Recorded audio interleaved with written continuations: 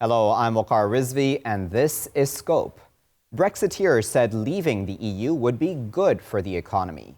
Yet several multinational companies and banks are in the process of moving their European operations out of the UK. At the same time, violence in Northern Ireland is once again an issue, with the rise of a new IRA in the wake of an unresolved issue over the backstop with Ireland. To discuss all those issues a bit further, we're now joined here in our studios with Mr. Kamran Naqvi, who is a finance expert. He has a varied and extensive experience in international banking and finance, with a 16-year career in wealth management as well. Kamran, thanks for coming into our studios today. We're also joined via Skype by Alex de Ruyter, who is with the Center for Brexit Studies. He's joining us from Birmingham. He's a professor at Birmingham City University and serves as the director of that Center for Brexit Studies. Alex, thanks for your time as well. Let me start with you, if I may, Kamran.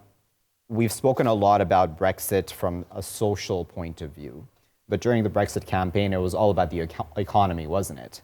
The feeling from the likes of Boris Johnson was that the EU takes too much out of the UK and the UK doesn't benefit as much economically, etc. What are your thoughts on that?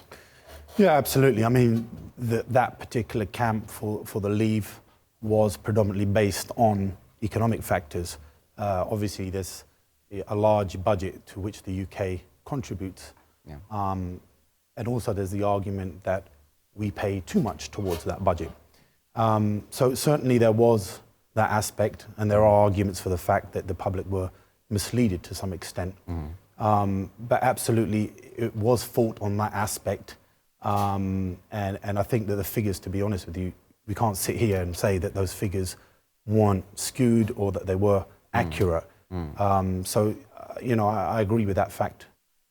Okay, so Alex, what do you make of that? Because I was looking at some figures today, and we go back in history, and a lot of people obviously questioning online whether the UK has benefited from the EU over the years or not. And then many people would like to remind us that in the 60s and 70s, in fact, the UK economy wasn't actually doing that well, and that it did benefit from the EU. What do you make of all that? Yeah, I'd agree with that in the broad sense. I mean, clearly, with the creation of the single market in particular, has been the biggest stimulant in terms of the attractiveness of the UK as a hub for foreign direct investment. And the Japanese car industry has been a clear example of that. But then, Alex, then the question then comes up. We have a lot of migrants coming into the UK, EU migrants, that is. We can talk about Eastern Europe, for example. And, you know, with the UK, where you're speaking English, that's a lot more attractive internationally as well. Do you think that this was in many ways a one-sided relationship, that many EU countries are benefiting from the UK, but not necessarily the other way around? Well, I think given the deep embeddedness of supply chains in manufacturing, the UK has clearly benefited in that regard. The UK, of course, has also benefited from the skills that EU migrants, for example, bring into the country. We've had skill shortages in particular sectors. And now, of course, with the prospect of a hard Brexit and a no deal emerging, that's clearly had an impact on migration into the country, so that areas such as the NHS or the car industry are feeling these acute shortages as the UK becomes a less attractive place for EU nationals to want to come and settle in. Interesting point. And Kamran, what do you make of that? Because I know that we had spoken off air about migrants coming into the UK, EU migrants, that is. What are your thoughts about the skills that they bring, though? Well, look, no doubt there are a skill base, but at the same time, with the expansion of the European Union, there was migration that was halted or reduced substantially in other countries where we traditionally had migration, for example, India, Pakistan, South Africa, Australia. So those countries restricted. So I mean, the argument in terms of did we have migrants coming from other countries to fulfill those roles, we had that also back then. So the only thing that we have is that we don't have the point system that's open worldwide. And I think that issue is slightly a bit, you know, you can argue that in a different way also. Because earlier we'd spoken about, for example, migrants coming in from Eastern Europe, and you'd contextualize for us, you know, their salary on average in Romania, for example, I think it was we were talking about, versus what it is in the UK. And that really paints the picture, doesn't it, for what many people who voted for leave, for example, may have felt. Absolutely. And I think that one of the main reasons I feel that people generally voted in the UK for the leave was probably based more on immigration. It wasn't more so people talking about the economy, even though that was what was pushed. Okay. But I think at the same time, it wasn't something that the politicians, you mentioned Boris Johnson, etc., focused so much on. Yeah. Otherwise, you'd be perceived as being racist. So I think that they did use that. But what was the real factor that pushed the masses really to vote for leave? And it was the fact that there was uncontrolled immigration coming in. If you look, for example, I gave you an example previously off air when we gave an example. There are other countries that are looking for the EU membership. And we take for some figures, for example, it was on average, the average salary of somebody from countries that you mentioned is 4,000 sterling. If you look at the UK's average, is 25,000. And those figures speak for themselves. And the UK becomes more an attractive place. Talking again from a social perspective, and you said this as the opening of the program, is that if you have those countries, most of those countries, people will speak English.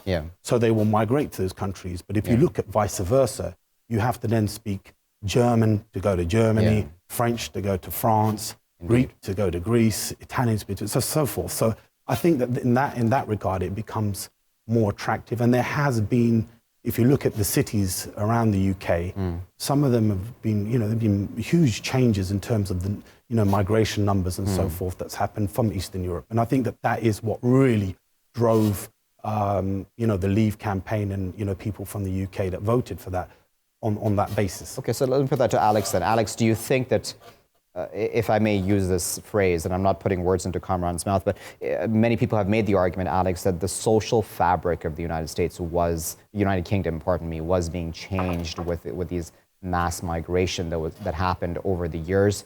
Do you agree with that argument, A, and do you think that that the UK will come out of this okay? Because, we have all these companies moving headquarters out. Look, I think that the issue of migration has always been one that's occurred over the years. In the 50s and 60s, it was people protesting against migration from the Caribbean or the Indian subcontinent. And of course, now people have settled and become integrated to a fashion. But migration to the UK is still, the predominant figures are from outside the EU. And the largest chunk of them, of course, are students. So EU migration has sort of tailed off in recent years as growth in countries like Poland is now demonstrating. But the other point, of course, is let's not think there's a false dichotomy here between more EU migrants or having more migrants, say, from the Commonwealth. The UK government, in the guise of Theresa May, is wanting to commit the country to a net annual migration target of 100,000. None of that says that anytime soon, if the UK stops taking in EU migrants, that it's necessarily going to open its doors to migrants from elsewhere in the world. We saw this when Theresa May went over to India with Narendra Modi a couple of years ago, and the first thing the India government put on the table was relaxation of entry requirements for Indian nationals. And the conversations around a putative trade deal soon came to an end when Theresa May wasn't willing to offer any concessions or any opportunities in that regard. Okay, so just before I go to a break, Kamran, what do you make of the fact that the UK, by joining the EU, essentially preferred European countries, seemingly, over Commonwealth countries? Do you think that was a good trade-off? Well, the thing is that they have no choice in the matter. With the European Union, obviously, one of the core principles is the free movement of goods and free movements of people. So therefore, they had no choice. And because the UK lacked the ability to control its immigration numbers. Okay, we're just going to go into a very short break, ladies and gentlemen. We'll be back with our guests, though. After that, we're going to add new voices as well to this conversation. Stay tuned.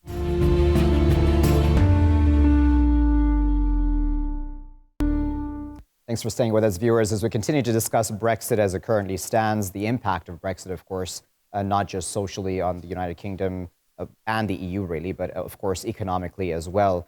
We're still joined by Alex Ruyter and Kamran Naqvi, who's in our studios. We're also just going to add another voice to the conversation. Before we do that, I wanted to go to Alex. And Alex, I wanted to ask you, before we went to that break, Kamran was talking about, of course, those companies moving out from the United Kingdom to other places within Europe, as well as I put to him. Even pro-Brexit businessmen, Alex, seemingly, such as James Dyson, I can use as an example, is moving his high-end appliances company to a place like Singapore. All of that is symbolic, isn't it, of what is to come for the UK after Brexit? Yes, well, Dyson will tell you that they're doing it to future-proof their business. And, of course, Singapore's corporate tax rate is a bit lower than the UK's. Singapore, of course, is also, getting a trade deal with the EU. So the irony in the event of a hard Brexit is you could well have easier access to EU markets from Singapore than you would from the UK.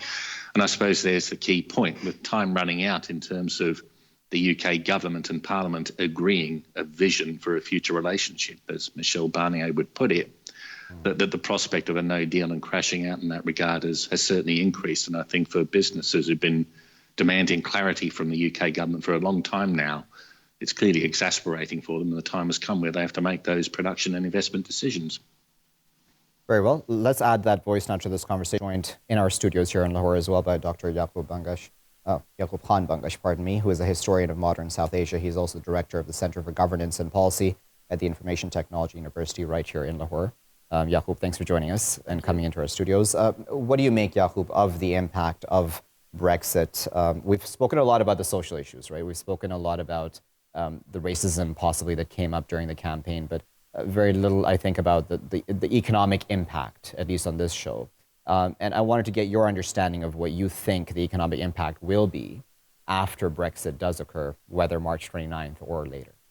I think it is a very important thing to look at the economic impact. But one thing which I really find fascinating is that everyone speaks about the economic impact on Britain of Brexit. Okay. But not many people actually talk about the economic impact on the EU itself. It's not as if that one day Britain will actually fall apart, but the EU is going to be perfectly fine and nothing is going to change there. So I think one needs to sort of change the spectrum a bit and actually talk about that, yes, fine, there will be a bad economic impact on the UK, but similarly, there will be a bad impact on the European Union. And that will make the European Union go for a deal with Britain that will make sense. At the moment, the deal that Theresa May's government has come up with is pretty bad. It's actually giving in more money to Brussels than it previously was. So they will eventually have to come up with a new deal, something that makes sense and something that mitigates the economic impact both in Britain and the EU. And I think that's a very important point to remember.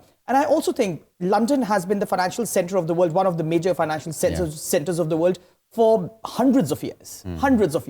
Before the EU, Britain was actually very, very important. So let's not think that, one day Britain is out of the EU and no one is going to trade in London and everyone is going to move out. That's not going to happen. So all this scaremongering, I think, is a bit too much. Yes, there needs to be a sensible deal, but it's not going to fall apart to that degree, I think. It's a good point, isn't it, Kamran? What will be the impact of Brexit on the EU? Because we always talk about, as Yaqoob correctly pointed out, the impact just on the UK itself. Sure. I agree with what my right honourable colleagues just mentioned. I think that it works both ways, and we need to really understand the fact that, I don't believe the European Union wants the UK to leave either. Let's accept that for you. It's not good for either. And I think that the whole vote, the referendum, was pushed by different factors. It wasn't so much, I know the politicians on the other side and Boris Johnson, etc., they used the economy. Yeah. But the truth is, it doesn't benefit either one. And, if you look at the European Union and the strong economies in the European Union, you've got, obviously, Germany, which was the number one economy in there. You've got France. And, obviously, the UK was one of the, I believe it's probably the third strongest economy there. So, really, they didn't really want to lose that either. Yeah. So, there is a point to be made, and I don't think that they're going to make it easy. The negotiations are ongoing, but for either party, it doesn't work to have a no-deal Brexit. Okay, so let's talk about a no-deal Brexit then for a moment, Alex, because we've already had Michel Barnier who has said that, listen, come March 29th, if there is no agreement amongst MPs in the UK, unless the UK applies for an extension of Article 50, Brexit will go through, in his opinion at least. That's the latest statement he's made. How devastating, disastrous would that be for both sides, do you think, Alex? Well, he is the chief negotiator for the EU, so his voice carries some traction in that regard. And we've had 2 years now for the claims that, German industrialists would pressure Merkel to pressure the Commission to give Britain a more favourable deal. That hasn't happened. what has been clear in this is that the EU 27, the other 27 countries have stuck together in their determination to uphold what they regard as the four principles of the single market. Once you start unpicking bits of that, be it freedom of movement of people or whatever, then the whole edifice risks collapsing, and then other associate countries such as Norway might start demanding renegotiating their conditions. So, yes, the EU don't want a no deal. Nobody wants a no deal, and clearly, other economies would be exposed to a hard Brexit. But the EU as a trading bloc is 7 times the size of the UK, so the pain can be distributed a bit further, if you want to put it that way. Then, in terms of, sorry, can you repeat your question? Right. So then, Alex, I'm wondering, when we're talking about the other EU countries at this point in time, what do you think that they're feeling at this point in time about whether the EU has been able to set that precedent, right? Because a lot of people said that the EU would try to make an example out of the UK to almost, ensure that no one else within the EU, because we already have a lot of those populist movements, don't we, who have spoken out since Brexit, the vote at least occurred. Do you think the EU has been able to mitigate those sorts of threats to its unity? Yeah, I think it has so far. I mean, at the time when the referendum result occurred, people said, the Dutch would be the next domino to fall, and then the French, and then the Austrians, and then the Swedes. Even the Austrians, who've elected a fairly right-wing government, don't see themselves wanting to leave the EU. So in that sense, the centre has held. I mean, that's not a guarantee that we'll continue to do so in the future because, as you point out, populist movements have some traction at the moment. But even in the French election, when Macron faced off against Le Pen, she only got 35% of the vote in a 2-candidate runoff. And that is unlikely to increase for the next time, even given Macron's current difficulties. Okay. So, yeah, I mean, I think the EU is fairly robust in that regard. I mean, clearly it has some issues around democratic accountability, and you could well argue that it may need some reform in that capacity. Yeah. But the key point about the EU is that this is not the Commission or Barnier lording it over the other member countries in terms of these negotiations. Barnier's mandate is set by the other member countries, so they all have an equal say in that regard. Right. Okay, well, let's seat of the European Union itself. Let's go to Brussels for a moment and add another voice to this conversation. We're joined now by Pieter Cleppe, who is with Open Europe. He's the head of the Brussels office.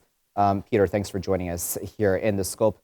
Pieter, tell us the point of view right now in Brussels. I imagine Brussels looking from the outside in and seeing parliamentarians in the UK not being able to agree on this deal, yet giving me a pass when it comes to no confidence.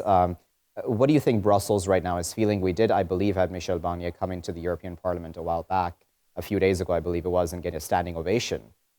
Is that pretty much the feeling at this point in time in Brussels, that the EU has essentially won in this case?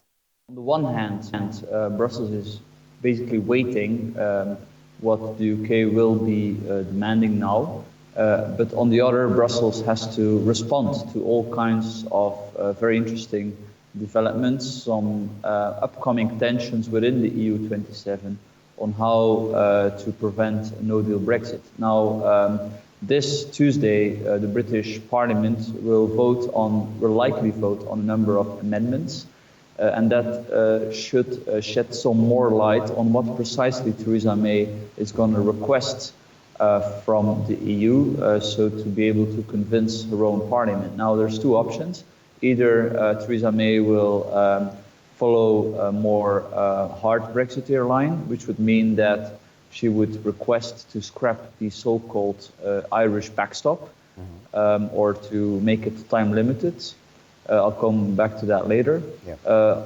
Another possibility is that she will be forced to request a softer Brexit, whereby the UK would become a rule taker, become a taker of the EU's rules, and would also outsource its trade policy to Brussels for the foreseeable future. Of course, if she would go for the second option, that would calm the situation for now, that would prevent a no-deal Brexit, but it would open up trouble in the future, because of course the world's fifth biggest economy is not going to be happily outsourcing its regulatory and trading powers to Brussels forever. Right. On top of that, even if Theresa May would go for such a super soft Brexit, she will also be requested by the EU to accept the so-called Irish backstop, the one that she may well ask to scrap or make time limited. Now, what is the Irish backstop? It's basically an insurance mechanism. It's a provision in the exit deal which foresees that the UK would get from 2023 on complete freedom to issue regulations, but that it would continue to outsource its trade policy to the EU, that it would follow the same tariffs as the EU does. And this would, of course, then prevent tariff checks on the northern Irish border. Okay, so let me come and bring you back in, Yaqoob, into the discussion, because I'm wondering, when we're talking about trade and the customs union and all of this, from the outside in, it makes for a very confusing maze for all of us who are not EU or UK citizens. What's your opinion on it, though? Do you think that the UK should be going for a softer Brexit at this point in time, as Pieter there laid out? Well, I think one thing that must be remembered, that the people of the UK voted for a Brexit. And Brexit, as Theresa May initially also said, Brexit means Brexit. So I think it should be an exit of the United Kingdom out of the EU. And I really find it fascinating for all the people questioning it and saying, oh, it's bad or it's good. You know, I was there during the vote. And what was fascinating was you had every important person against it. You had the sitting prime minister of the time against it. Yeah. You had major newspapers against it. You had all opinion makers against it. And yet the people voted for something that the whole media wanted you to vote against. So I think it is the voice of the people. And I think a soft Brexit will just be a joke and will be a fraud, actually. So therefore, they cannot accept a Brexit. You know, one of the options is to do a soft Brexit and accept EU rules. Well, then why are you even doing any kind of a Brexit? And I think one of the real problems, and I'm in the UK quite often, one of the real problems is that the whole Brexit negotiation, barring very few people, is being led by A, politicians, and B, bureaucrats who are actually against the UK leaving. So therefore, I actually think to a large degree, the deal that Theresa May brought was so bad because it just wanted to shock the people, saying, oh, it is going to be so miserable if we are out of it, that let's have a if I may come into Yaqoob, one of the major sensitive issues, as Pieter there mentioned as well, is the backstop. And that's very sensitive, isn't it? Because we've already had violence now in Northern Ireland taking place. Do we really want a reversal back to those times when the IRA was carrying out bombings, etc., just because we want a hard Brexit? I don't think that'll happen. And I think the Irish government and the IRA, well, the IRA, you know, even its political wing, the Sinn Féin, is, I think, not stupid. And I think they do want something that actually works for the people of Ireland. And one of the ideal situations is a situation like the free trade agreement with either Canada or with even a thing like Singapore. So, you know, once you have that, then the question of the backstop won't really occur. Yes, it is a special case. Yes, it can be negotiated separately, perhaps to a certain extent. But I don't really think that even a minimal tariff check or anything will actually create this huge issue. The main point, actually, when the Good Friday Agreement was signed in 1998, the main point was actually free movement of people. Goods were already freely moving actually there. So the real political issue was not about goods, you know, and we're making it all up now because it's all about, oh, goods and trade and everything. Actually, lorries were crossing the Irish border way before people were and way before there were any checks. So yes, lorries might have some checks. The whole question of the Good Friday Agreement was people checks, you know, and they won't come back. So what's the problem really? Okay, so just because I know Pieter has to go fairly soon, so Pieter, I'll put this question to you before we go to the break and say goodbye to you. What do you make, Pieter, of the need to figure out a way to keep that situation when it comes to Northern Ireland in check, going through this process of Brexit? How do you think that should be handled? Well, I think the Polish foreign minister this week made a very interesting suggestion. He basically suggested to make the backstop time limited. Now, what does that mean? It means that he mentioned that for 5 years, the UK would be in such a situation whereby it outsources its trade policy to the EU from 2023 on. So that means until 2028. So in effect, it means that Ireland does not really make a concession. It means that this very complex problem is only being solved by 2028. So that strikes me as a relatively reasonable compromise. Of course, the Irish would say, no, it's not, because we have no guarantee that in 2028 there will be no hard border, and that's true. But the alternative seems to be, as every day passes, that we're heading for a no-deal Brexit, which would virtually guarantee a hard border in Northern Ireland. Yeah. So I think Ireland has been flexible, and if it continues to be flexible, I hope that would be the outcome then. Very well. We're going to go into a very short break. Going to that break, I'm going to say goodbye to just a few of our guests because I know they do have to go. We're going to say thank you to Pieter Cleppe from Open Europe, joining us there from Brussels. We're going to say thank you to Alex de Ruyter as well from the Centre for Brexit Studies. And we're going to thank Kamran Naqvi as well for coming into our studios and for giving us his time. We're going to ask Yaqoob to stay with us for just a bit longer for our next segment as well. Viewers will be back with our next segment. Continuing the discussion this time, we're going to concentrate a bit more on this backstop issue as well as the violence that we've just recently seen there in Northern Ireland. Stay with us.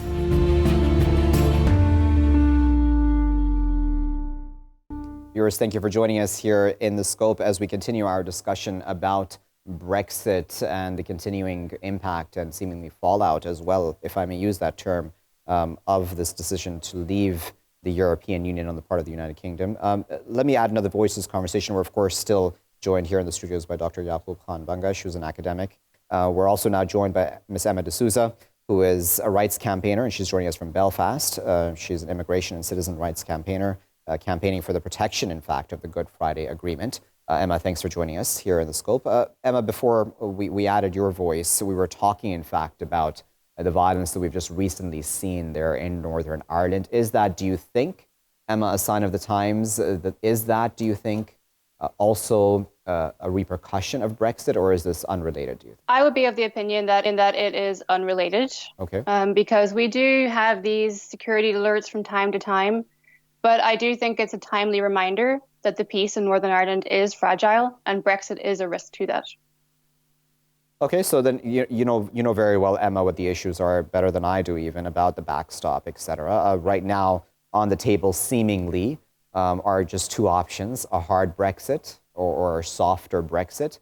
I imagine you lean towards a softer one, but in case that there is a hard Brexit, what kind of an impact would that have where you are? Well, I mean, people in Northern Ireland cross the border every day for work. People can live in Donegal and they can go to school in Derry. So it's going to impact people's lives every single day here, having a hard border. We don't want to go back to where you have to wait 3 hours and have your passport and go through customs checks just to go across the border to visit your family or to go to work. So it would have a very immediate and serious impact on the people of Northern Ireland if there was a hard border.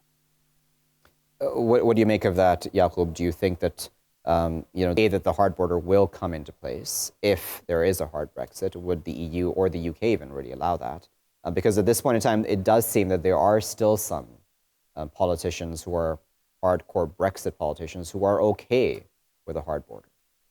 Yeah, some people have said that they might be fine with a hard border, but I think it's very unlikely that there will be a hard border between Northern and Southern Ireland. Mainly because the UK and Ireland have this common travel area in which for I think about 100 years that there had been no checks. There were only checks during the Troubles, and they were subsequently brought down. And I think those checks won't come back because those were related to security issues and terrorism and all of that. So I don't think even if there is a hard Brexit, there will be any border control in North and South Ireland. Because one, that's not just an agreement that reality is not just there because of Britain being a part of the EU. Yeah. That reality is there because there is an agreement between the government of the United Kingdom and the government of Ireland. And that agreement is not going to be nullified just because Britain is leaving the EU. So I actually think it's complete scaremongering to actually say that tomorrow morning, let's say, or on the 29th of March, that there'll be a border fence there and you'll have like 5-hour queues and everything. I just don't think that will happen. And even if there is a small chance of something like that happening, I think politicians on both sides will work towards preventing it. But I seriously don't think there is even a 5% chance of that happening. Emma, how do you feel about that? Do you agree with that?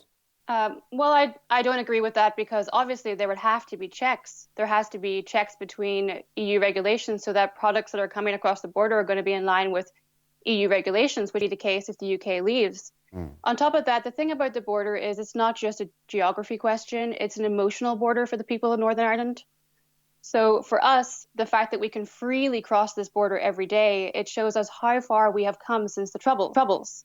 If there is any change, even a small change to the border, that will make people worried that we are going back. Okay, so but then Emma, to be fair though, do you think that we're all being just a tad bit too negative? Because as Yaqoob there said, I imagine politicians on either side, be it in the Republic of Ireland or in Northern Ireland where you are, or in the UK, pardon me, I should say, would not want any of these troubles to be reignited. So do you think that they will come to a resolution even if there is a hard Brexit? I don't see how they can come to a resolution without the permission of the EU. You have to remember, even if Ireland does not want a border and they want to make an agreement with the UK, they are still part of the EU and they have to work with the other 26 countries. They can't go into a separate agreement, especially when it comes to the likes of sharing goods and trade and the crossing of people. The common travel area really only applies to the free movement of people, not necessarily the wider things such as goods. It's really hard to understand how a country can leave an economic bloc of countries such as the EU, or not just economic, really social bloc, etc. We can use many such terms, but yet have seemingly an open border, at the between Northern Ireland and Republic of Ireland. It's quite a unique situation, isn't it? Can that really last? I don't know. Yes. Well, so let me clarify earlier, because I was making this point before the break, Sure. that what I was talking about was about movement of people rather than the movement of goods. Okay. Goods, yes, of course, if there is a hard Brexit, there will be some kind of a check there, yes. Yeah. But the movement of people, I don't think, will be affected. And I think that's a very, very important thing. Because just imagine, Ireland joined the EU in the 80s, and Britain joined about 10 years earlier. So there was a time when Ireland was not in the EU, but there were no border checks. So, it's not as if that, this has never happened, never happened before. It just happened the other way around before. So, at times we just don't look at history because, things have happened in the past. And they can happen again, and I think people can find ways around it. So I don't think in terms of movements of people, there will be an issue. In terms of movement of goods and services, yes, there will be an issue. They have to work that out. But I think it is very important, and I think politicians on both sides, and their statements are also there, are very clear that as long as people are able to move freely, goods and services are things that can be worked out. I don't think a common person in Northern or Southern Ireland would actually prioritize in saying, oh, well, I need to see a lorry cross before I will cross myself. If they want to go to Derry from Dublin, they should be able to. And I don't think that will change, or from Armagh to Southern Ireland somewhere, So that won't change. People can go across. People have been able to go across in the past, and I think that will happen. But in terms of goods and services, yes, that is a sticking point, and they can come up with so many agreements there. But I think one of the very important things that needs to be realized is that also Northern Ireland is a part of the United Kingdom, and therefore it did vote to leave. So you cannot have an agreement in which Northern Ireland kind of becomes practically a part of Ireland, of the Republic. So I think that line is there. And because it was a democratic mandate of the people, I think that just needs to be respected. A lot of people are very unhappy with it, but shouldn't have voted for it then. It is a vote there, accept it, rather than finding out ways around it and saying, well, let's just kind of blur this. Because, there is a reason that Northern Ireland exists. You like it or not. Personally speaking, I'd want all Ireland to be one. But at the moment, that is not the case. So Brexit has to happen in some manner. Some bit of checks might come. But once there is a free trade agreement, there won't be that many checks in any case. So, let's just not jump the ship, I think, to a great extent there. Okay, so Emma, Yaqoob got through a lot there, but then, as you well know, Emma, as well, a lot of the issues that came up with the Brexit referendum were in fact that the likes of Scotland, for example, said that, listen, we didn't actually vote for this, so we want to stay in the EU. Each single region of the UK then started speaking up about its own specific opinion on the EU. that creates for a very messy situation, right? In the sense of that this entire United Kingdom is not looking at this as a united vote, even though, as Yaqoob there correctly pointed out, this was in fact a democratic vote where the majority did speak. Yes, whilst it's a democratic vote, and I personally respect that vote, you have to take into account that it was a very close vote. We are leaving the EU based on a 52-48, so you can't say that is a great mandate. It's going to be divisive from the offset. But Scotland and Northern Ireland, yes, both voted to remain, not leave. So there is an opinion that they're being dragged out of the EU against their will. And we have to look back to the Leave campaign itself. The Leave campaign was saying things like, oh, we're going to put 350 million into the NHS. It was tapping into people's emotions and tapping into emotive issues. And we have now discovered that a lot of that is not necessarily true or based on facts. So I think that the vote, I respect it, but was that vote based on truth? I don't know. And so just before I go to Yaqoob then, Emma, I'm wondering, we've already had, for example, in Scotland, the First Minister, Nicola Sturgeon, she's already talking about a second independence referendum already over there. She's brought that up a number of times recently. Do you think that that is likely to happen? I know you're sitting in Northern Ireland, but do you think that where you're sitting, that people will be looking at what Scotland is doing and possibly in the future, many years down the line, possibly, or even not that, looking at that as an example of possibly something that they should be looking into, considering the fact that they may feel that their voices are not being heard? Yes, I think that another referendum is likely in Scotland, especially if we go for a no-deal Brexit or a hard Brexit. And I think a lot of that's going to be based around the fact that when Scotland voted, and they voted to remain part of the United Kingdom, a big part of the campaign to remain was remain with us, remain in the EU. So people were sold the idea that they could stay in the EU if they stayed with the United Kingdom. That's now not the case. So I think if there was another referendum, it might go the other way. And I think in Northern Ireland, people are now talking about a united Ireland and a poll on a referendum here to join the South. I think that will also become much more likely in the event of a no-deal Brexit. I'll give you the final, Yaqoob. Again, on this issue of the United Kingdom, I'm going to hone in on that united part. How united is this kingdom right now? Do you think it is divided, and will it remain divided going ahead? Yes, I think sadly at the moment the United Kingdom isn't as united as it should be, or as the words would suggest. But I think one must be careful in actually splitting hairs, because so for example, in Scotland, a large number of people voted to remain, but that's the same case with London. So shall we remove London now from England and then create a separate country? I think Cornwall voted to leave. So let's separate out Cornwall. It's all very silly, I think. If there is one country, yes, of course, in all of the country, there is a difference of opinion and people vote according to their preferences. But the main point that they are part of one country is that by the end of it, when the votes are counted, they should be able to actually decide. Like this lady actually said this very interesting thing, that it was 52-48. Well, it is first past the post, so it could even be one vote. But that's how the British democracy has worked in the past for like 300 years. And I think one needs to be very careful that one should not just have referendums and all these things repeatedly till you get the right decision, that the one you want, So Nicola Sturgeon will keep having these referendums till she gets an independence vote. And that's very, very, very silly. You have asked, you have lost, live with it. And, and I think that there is no use crying over spilt milk. But I think eventually once the date of 29th March comes and goes, I think a lot of people will realize that there has been a lot of scaremongering, there has been a lot of misinformation, disinformation, false news. And I think people are just not stupid. They will make sensible decisions. Even Brussels, even the civil servants there, I think will see the light eventually. And there will be some sensible deal.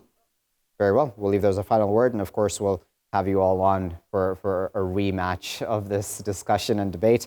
Because obviously, I imagine Brexit will remain in the headlines for a significant number of days coming ahead. I'd like to thank Dr. Yaqoob Khan Bangash, academic, joining us right here in Lahore. And we were, of course, also joined by Ms. Emma Desouza, rights campaigner, who was speaking to us from Belfast. Now, viewers, we got through a lot, of course, when we came to this discussion of Brexit. We started off with talking about the economic impact, as well as, of course, the social impact, which we have discussed as well in the past here in the scope.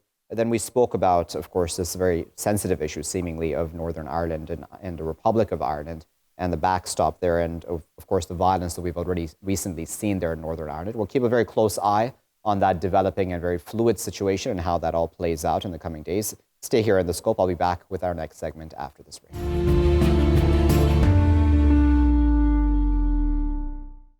Viewers, thank you for staying with us here in The Scope. In this segment, we're going to discuss a plot to attack a small Muslim enclave in New York State by young white men, one as young as 16. 23 firearms and several improvised explosive devices were found in their possession, yet they have only been charged with criminal possession of weapons and conspiracy. Would the charges be more serious had a Muslim plotted such an attack? To discuss that further, we're now joined by Mr. Michael Arnold, who is Deputy Researcher at TRT World's Research Center. He's currently a PhD student in the Arab and Middle East History program at the American University of Beirut. Michael, as always, thanks for joining us here in The Scope. How did you feel when you heard about this story and how media and authorities reacted to it? Well, unfortunately, I think in terms of how the media and authority reacted to it, it's come to be a common theme when it comes to violence, or in this case, threatened violence or planned violence perpetrated against Muslims. So, of course, it's always tragic to hear about these things. But in terms of the narrative, how it's sort of been spun, I think this is something that we've come to expect. Michael, I imagine the American authorities or Western authorities would argue, listen, at least we caught these men. We've made it public. We went through with that lead that we got from the 16-year-old who pointed out that this may be occurring. Should they be given credit where it's due? Sure, of course. I mean, in terms of the immediacy of the event itself, law enforcement being able to step through and prevent the event from happening, I think that in any situation should be applauded. However, I don't think that should take away from the larger issue, which has been accelerated under the Trump administration, but really exists in the United States long before this, and other places as well, but of this otherization of not just Muslims, right? So this is connected not just to Muslims, but as we see in the US now, of Latin Americans, local African American communities, Muslims, Jews, etc., right? So we have this sort of narrative of really kind of otherizing people who fall outside of the so-called mainstream communities. And then this may be particularly acute when it comes to Muslims, of course, in the post 9/11 world, but it's not exclusive. It's not exclusive to them. And I don't think the fact that law enforcement was successful in preventing it in this case should really sort of take away from this, I guess we can say, meta-narrative of why these things may be seeming to occur more commonly. Exactly, and I wanted to pick up on the last point you just made there, Michael, because it does seem, and it's a fact seemingly, that this far right is growing, isn't it, throughout the Western world. And we can talk about Europe as well, we can talk about the EDL, we can talk about AFD in Germany as well, and other such movements. How much of a threat do you think that is, to security in much of the Western world, and why isn't it being dealt with in a much more aggressive fashion, do you think? Well, I think, there's a number of things to unpack there. I think, first of all, it's worth stating that although we do see the rise of the far right in much of the Western world, how it's occurring in Europe and the dynamics that are leading to it in Europe are not necessarily identical with those in the United States. Of course, there are commonalities, there are things shared between them, but they're not necessarily identical. I think what we have in the United States is much more of a policy sort of driven rise of this type of rhetoric. So we have, rather than this sort of organically coming from a grassroots sort of, political sentiment, I think over the years, particularly since September 11th, it's a discourse from the authorities that has securitized, particularly Muslims, and made them out to be a security threat. But again, this is part of this larger issue of minorities, if we want to use that term, or of immigrants, and largely, like I said, the other, right? Whoever we conceive to be as the other is put in a category that is potentially threatening. In terms of the threat that these groups represent, I think Western intelligence agencies have been fairly forthcoming with that and saying that these groups definitely represent a threat. I know in my own home country, Canada, the intelligence services there have made it very clear that the right-wing groups in that country, and it's in that country, much less the United States, represent a significant threat. And I think the American authorities would say the same thing. But again, I think that is different than kind of understanding how this narrative plays out, particularly amongst the public and in the media and amongst politicians, maybe more so than amongst the actual security services themselves. I just want to take a very quick out and show our viewers a few graphs that we found as we're doing research for this show. And, they talk about domestic terrorists by race over the past number of years and other such statistics which show that, as even the FBI has said, essentially the primary terrorist threat, and I'm quoting the FBI Director Christopher Wray here, primary terrorist threat to the homeland today, i.e. the U.S., without question, in his opinion, is homegrown violent extremists. And here he's speaking specifically, seemingly at least, about right-wing white supremacist terrorism. Michael, the one thing that comes up when one looks at such graphs, and we can talk about a lot of studies that have been done in the United States proving that white supremacists / right-wing extremists are more of a threat, is that there are just more white people in the United States. So is it that surprising that there will be more white people that be carrying out such attacks or plotting such attacks? Should that really be made as big a deal of as I'm asking right now, or that many Muslims would? Well, I think yes and no. I mean, that's a fair point. You say there's much more white people in the United States, so therefore they are statistically more likely to commit these types of crime, so to speak. But I think that confuses the issue a little bit, because if here we're talking about terrorism per se, and again, there's, I think, issues around terminology here, because especially in recent years, I think it's become fairly muddled what that term actually means and the meaning behind it. Now, I think it's become accepted, unfortunately, but it's become accepted both by Muslims and non-Muslims that when they hear the word terrorism in the West, it really means an act of violence, particularly an act of political violence, or at least alleged political violence carried out by a Muslim. When it's done by others, it depends on what the target is. And I think that's where we can see that someone, for instance, like Timothy McVeigh in the 90s in the Oklahoma City bombing, he was targeting the state. And so it was easy to label that as right-wing terrorism because he was targeting the US government. Acts of violence or threatened acts of violence against individuals or against communities, I think it becomes a bit more muddled in that case in terms of their willingness or not willingness to call them terrorism, aside from what the legal definition may be, which is not my sort of field of expertise, but in terms of how the narrative plays out. I think, violence perpetrated against the state, it's very easy to call terrorism from the perspective of the authorities, from the perspective of the media and the larger public. Violence or threatened violence against communities, be it against Muslims or be it against the Jewish community, as we saw in the US with that recent mass shooting at a synagogue in Pennsylvania, there is some questions of what to kind of call this violence and how to really understand it.